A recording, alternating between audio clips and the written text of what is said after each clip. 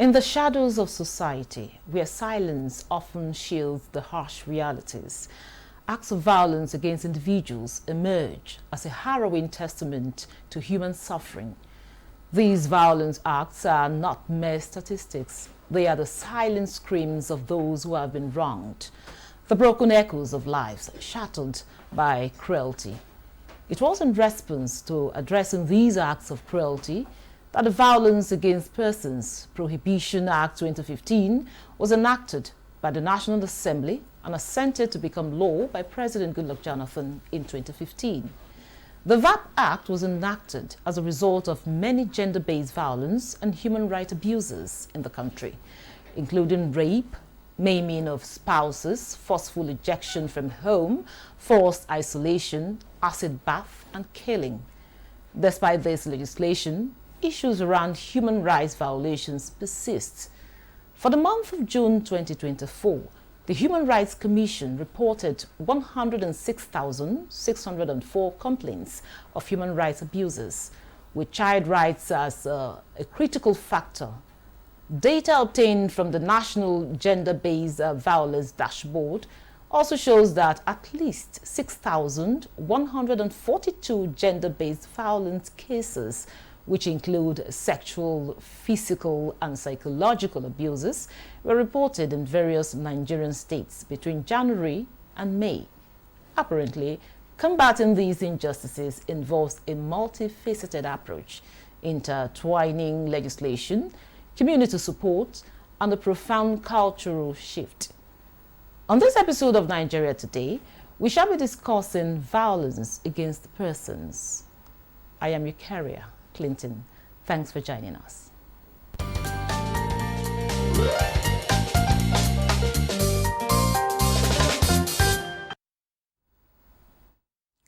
Now, with me in the studio to discuss violence against persons is Stanley Ekpa.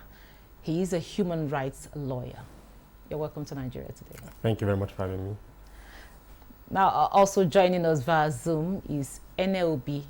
She is the Country Director, Action Aid. It's good to have you on Nigeria Today, Ene. Thank you very much. Former Country Director for Action Aid, please. Sorry for that mix-up. Now, I'll start with you, Ene. What are the most, I know we've outlined some of these, violence cases. Now, what are the most common forms of violence individuals face today, and how prevalent are these acts? Okay, you have, the issues of based violence, but they, is a commemoration of the international of violence due to their religious belief, and so what you find in this environment is different from where you have, the issues of domestic violence. You have a gender courts across, and you have the law that you have already read. I think the gender-based is much common. We do, however, have cases of violence due to religious belief, and I think that is what today is of marking. I won't say celebrate, because we have the human rights with the freedom that is contained in every constitution that I know around the world. And according to the Universal Declaration of Human Rights, it talks about, of course, Article 20 tells us about every human being free, that all of us are equal.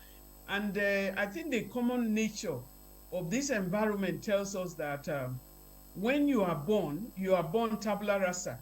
That is free from every knowledge about whatever is going on in the world. If a child is given birth to in a home to Buddhist parents, the child becomes, it depends on the parents. What they tell the child is what the child becomes.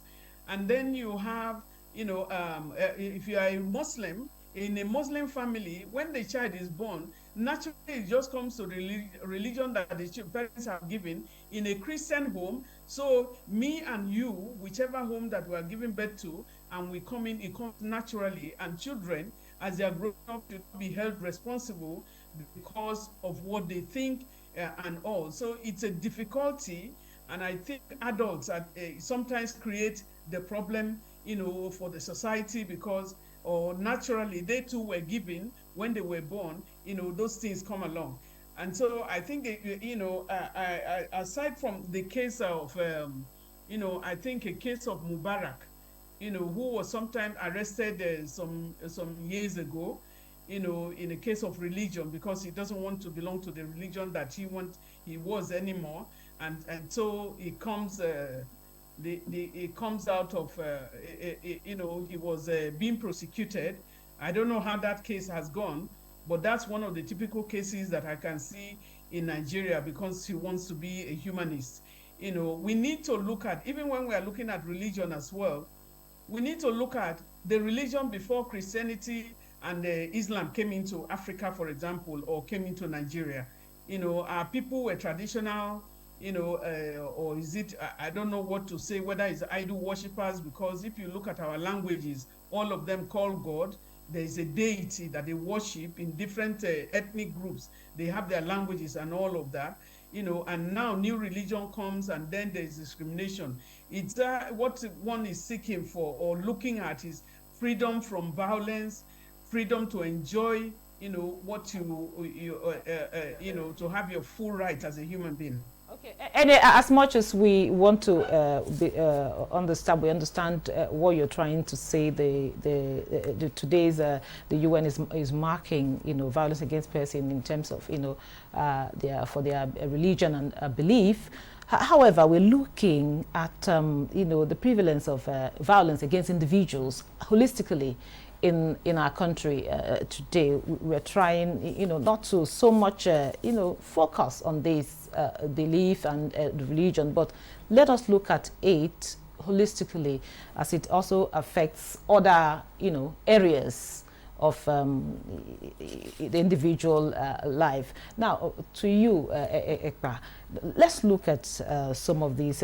You had what I just said about our topic tonight. Now, in your own view, why do you think that acts of violence against individuals are on the rise in our society? Thank you very much. I think there are reasons why acts against individuals, violence against individuals are on the rise. If you look at it from the points, for instance, like cultural points or standpoints, we, as the co-guests have rightly mentioned initially, if you look at the fact that in our climate, people are trained or raised in ways that they are meant to obey or follow cultural conditionings. That is to say that there are cultural practices that give prevalence to or prevent free expression of people's confidence, to either comfort to express their concerns in places where they've been abused. Because if you look at issues of violence against persons, it's not just about physical, their psychological, their economic, their mental abuse and all that. So it's not a one-way stream, issue. If you look at the act itself, you also realize the fact that the act, has broad-based avenues and channels for persons beyond the complainants, the victim now, or even the parents, to comfort and lodge complaints in circumstances where there are reports or the crime or an intention to commit the crime. So, but in the case where there are prevailing cultural conditions that prevent people to report such issues, it becomes very, very difficult. I also think that the second issue is institutional structural systems that we have in place. The primary places within the Act, within the framework of the Act, to which individuals, other victims, or persons who are privy to such violence can report is to the police or lodge a complaint in the court, right? The question is how free is the police station, how welcoming is the police station for people to lodge their complaints, and their complaints will be taken in manners that are not compromising, in manners that are also, in respect of human dignity and all that. Because when someone is willing to open up that have been violated in a certain way, the person's privacy, the person's right of human dignity are things that the institutions that are responsible for prosecuting or ensuring that there are remedies for the victim must provide a conducive environment for people to come forth really and lodge such complaint. But I think that is the only way to which, if we have institutional, we have cultural, because cultural includes also environmental and the family as well, that we begin to understand that we are at a particular point in the world, where the rights of human beings is the reason for why the state exists in itself. Because if you even within the construct of the Constitution creates two different chapters that are aligned to the issues that affects either directly or indirectly violence against person. If you look at Chapter 4, the nature of Chapter 4 itself, economic issue, the rights and the economic development, and tying it to Chapter 4, you realize the fact that the construct of the Constitution, which gives rights, to our existence as a country, really, is actually drawn to ensure that the rights of persons against, violence in different forms are being protected, really. But the institution itself must make sure that there's a created conducive environment for such cases when reported or when noticed or when there's a complaint. The attention is being given to it, and the right of persons complaining is being protected as well. Okay, now back to you, Ene. When Stanley was talking earlier, he mentioned some types of violence. Oftentimes, we just limit it to physical violence. Some persons will tell you when when they are going through one thing or the other. Even some family members will say, "Did he hit you, or did she hit you?" They just limit it to that. So talk to us about different types of violence, that people go through, and how significant it is, or how important it is for people to know these types of violence and how to, try to avoid them. I think you have one of the ones that everybody can feel is the physical violence. A lot of people look at physical violence as a major one, but they can, you have psychosocial violence. You have in a home, for example, because you say it relates to individuals. In a home, you can have somebody in the house doesn't want to talk to you. The demeaning of some other person, looking at their self-confidence, the issue of dehumanizing someone, depending on the way you relate to that person. You can even be in the house. So it can come from spouses, for example. It can also come from friends. It can come from in-laws, both on the other side, whether you're male or female. We have to also understand that violence is not only against women. It is on the increase because women in the home, men more or less have higher powers, because in the African environment, the husbands are usually older than the wives. So you find a lot of violence that comes from that. So on the higher side, you have more violence, against women. But we have to also acknowledge the fact that there is also violence against men. There is violence against children, both boys and girls, vice versa. And the psychosocial violence is the most intimidating. And that is the one that leads to a lot of people, even within a home, you find either children or partners committing suicide, or one way or the other. Those who cannot contain it anymore, will step out. You also find out that when this violence comes, if it's for a couple, for example, the community and the family are almost against the person. You are not supposed to complain. You are supposed to have a thick skin to take it all in. And sometimes people go into depression, and a lot of things happen in this environment. And so it's important for you to notice those who are around you, what they are going through. And it can even be in a home where you have either those who are within the home with the children at home. The children are undergoing, going through violence, and you will not be able to know, because many of us are working and we are busy and we are not able to connect with our children for them to tell. So a lot of violence can also go on at home, in the community, depending on the class of people that you also meet with, in different environments. So I want to say that there is a lot of pain that goes on within and around, all individuals, different individuals. But the state has, of course, the state has the obligation to protect every citizen from violence and from also all the other acts. Like everyone was mentioning that when there are violence around, even if it's sexual harassment and so on, if you go to the police, are they ready? Are they ready to even tackle your case as you bring it on board? But I can say that we are not where we are yet, but we have come a long way. Gone are the days when you go and mention the issue, I won't say gone are the days, but a lot of, to a certain degree, we now have gender, deaths in many of the police stations, and also police headquarters and so on and so forth, for people to be able to lay their complaints. Before now, you take a case between a husband and wife, or between boyfriend and girlfriend, or even the case of assault to women, you go to the police will look at you and say, did you not enjoy it? And they will demean you in the course of all of that. So it's very difficult for them for women to get justice. The art of proving the violence is even taller than what we're just looking at. So it's good to look at violence not in the surface of it. Now back to you, Stanley. As much as we talk of violence, what are some of the underlying factors, the triggers to these acts of violence? And of course, how can it be addressed? Thank you very much. I think I would want to join to say that if you look at the act of violence in its broad base, because the act actually provides for a large spectrum of spaces or layers to which this act can actually be committed.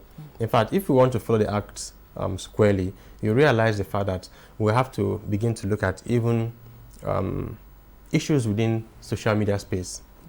So I think it's section 28 or so that talks about issue that has to do with indecent exposure.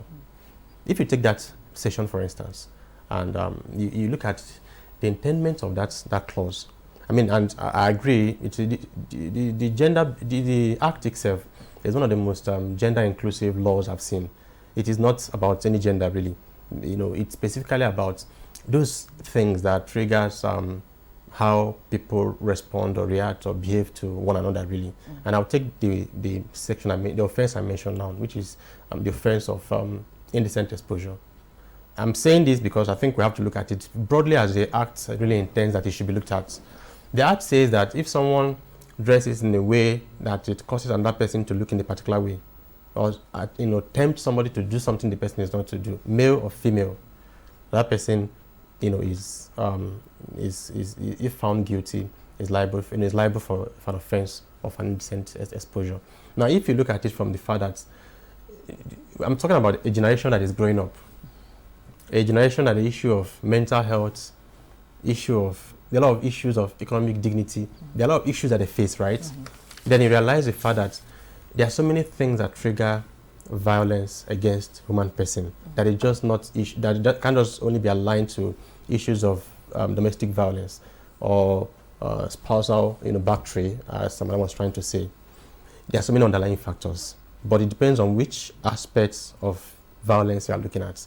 If it is acts or offenses or issues that relates to psychological issues, mental issues, then you begin to understand, you begin to take perhaps most of the things that people don't even take serious, comment people make online, because the law also talks about stalking as a violence against person.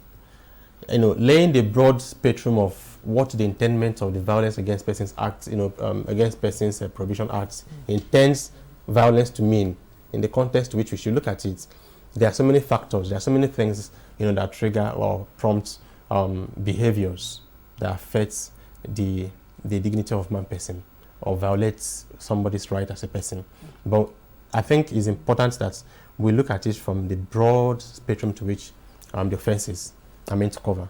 By so doing, we begin to look at the underlying fact, the currency to which that gives rise to the violence itself. Now, back to you, Ene. Now, we want to look at some of the steps We've known these issues, they are there. We cannot deny as a country that there's still a lot to be done, even though a lot has been done.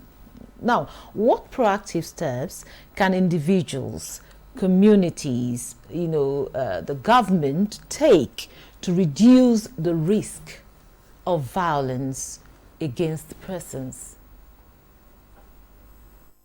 I think we need to recognize the fact that things are not what they used to be, that you are no longer, there is almost no safe space anymore. We have a lot of women and girls and also other people who are now internally displaced within our country and in different parts of the world. So living a life in that kind of environment is violence itself. So many people are being violated. And so how do they really manage in this environment? We have, the issues of climate change that reduces people to refugee status in just like overnight. You have also, cross-border, you have a lot of migration going on. People are migrating across the border because of one reason or the other, because of especially conflicts. And so there's a lot of violence that is going on.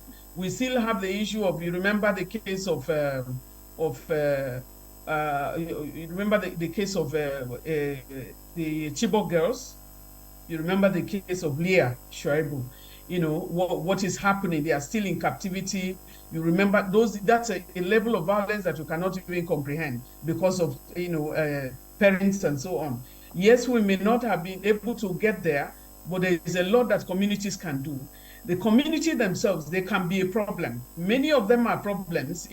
I remember we had a case in one of the states we're working. We had a case of a little girl who was raped, an 8-year-old girl. She was raped. And then, one of the things is the onus on the burden of proof.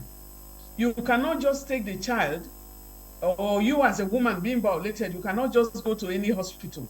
There are designated government hospitals, and these hospitals are so far away from the local government environment. But even with that particular case, they took the girl to the designated hospital. The lady in question, the nurse, had been tipped by someone else, and the nurse refused to examine this lady so that they can collect the evidence. And then they took the child to a private hospital. Some people followed them there. But a dedicated journalist decided and use camera to collect evidence of this child and saved it. But before the person knew what was happening, the community had rounded up the place and said, unless you bring your phone, we will visit that phone, you will not leave this place alive. And the journalist had to delete the evidence. What that means is that the community that ought to defend the child, raising children is a community responsibility. The community has also forgotten. And in many cases where women were violated, you find out that it's the community that will plead with the woman so that they release the man who perpetrated the whatever violence that happened, and so that they can make peace at home. But it's not, if you step into the shoe of the person who committed the violence, then of being a victim. If you go into the shoe of the victim, then you know that what we are talking about is a very, very serious thing. Every human is a responsibility of the government and of the community. We need to be able to protect everybody on equal basis, no matter who they are. Thank you. And now, Stanley, just in 30 seconds. Now, what hope or advice can you offer to those who may be struggling after experiencing, violence? I think the starting point is to understand that the law exists because of you. Mm-hmm. And there are different channels to which you can express your pain as a result of the violence committed against you, or the crime or offense committed against you. Mm-hmm. But for you to do that, I think it's also important for you to put yourself in a position where you understand the fact that you were not the one who actually committed the act. The act was committed against you. There's no shame in coming out, to seek for remedies, to seek for how best your rights can be protected within the law. The first place I think we have to start is a victim going to the right institution, to the police administration, I understand that they fear that the police may most likely not be our friends and may not do their job. But I think it's best that you take the bold step of reporting the matter to the right authority. However, you know, as I said earlier, this issue is very broad. It's beyond the narrow way of just the domestic or for. If you are the act itself, for instance, provide for places for teachers in schools. Okay. So I think because that is an area to which we're not looking at pupils and students in schools where they don't have the thank you very much, to Stanley. Thank you so much, Stanley. Thank you very much for that. And that's where we draw the curtain in today's episode of Nigeria Today. A very big thank you to Stanley Ekpa, human rights lawyer, for his contribution and his time. Thank you so much. Thank you so much for having me. And also we had via Zoom where we have NOB, the former country director, Action Aid. Thank you so much for your contribution. Thank you. And thank you for being part of the program. I am Ikaria Clinton. Goodbye.